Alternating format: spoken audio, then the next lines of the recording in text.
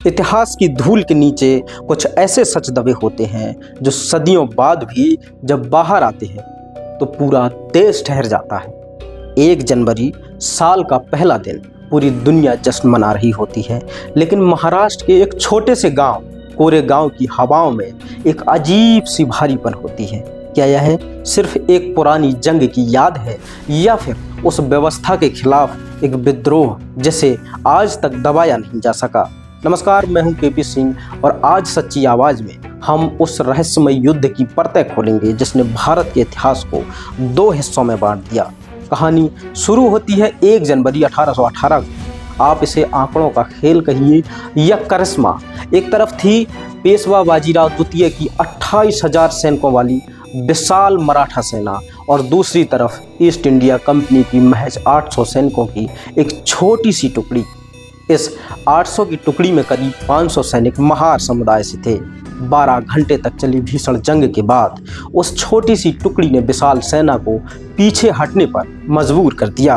वहां बने जय स्तंभ पर आज भी उन 49 सैनिकों के नाम दर्ज हैं जो शहीद हुए, जिनमें से 22 नाम सीधे तौर पर महार सैनिकों के हैं।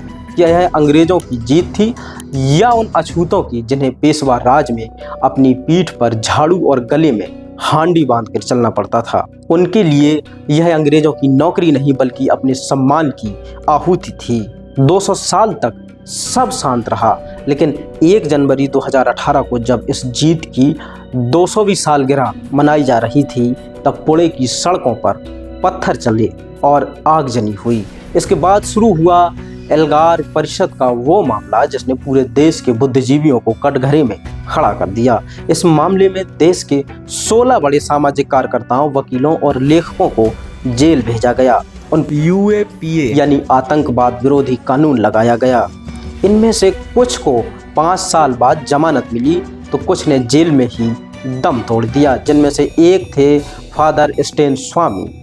सवाल यह नहीं है कि दोषी कौन है, बल्कि सवाल यह है कि क्या इतिहास की एक घटना आज के दौर में सरकार और नागरिक के बीच युद्ध का मैदान बन सकती है? समाज आज 2 फाड़ है। बहुजन समाज से ब्राह्मणवादी पेशवा सत्ता के दमन के खिलाफ शौर्य की जीत मानता है, जिसका सीधा सा मतलब है आत्मसम्मान और मुक्ति।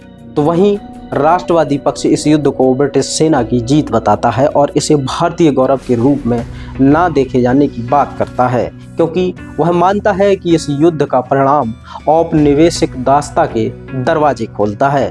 भीमा कोरेगांव की मिट्टी से आज भी एक ही सवाल उठता है, क्या हम अपने इतिहास को उसके पूरे सच के साथ स्वीकार करने के लिए तैयार हैं? दलितों के लिए यह शौर्य दिवस है क्योंकि उन्हें वहां पहली बार अपनी ताकत का एहसास हुआ। वहीं दूसरों के लिए यह विदेशी ताकतों की जीत की याद है। लेकिन क्या हमारी न्याय व्यवस्था और राजनीति इस इतिहास को संवाद से सुलझाएगी या फिर गिरफ्तारियों और नफरत से? भीमा कोरेगांव आज महज एक गांव नहीं, भारतीय लोकतंत्र की परिपक्वता का टेस्ट पेपर बन गया है।